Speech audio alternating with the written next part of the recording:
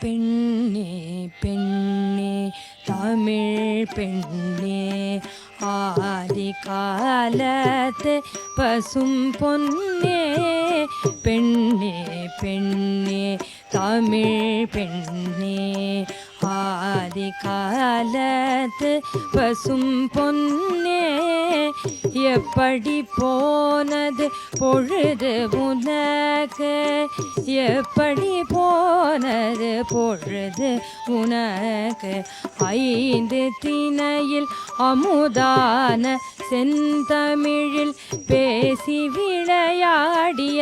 அகத்தியன் கண்ணே ஐந்து திணையில் அமுதான செந்தமிழில் பேசி விளையாடிய அகத்தியன் கண்ணே பெண்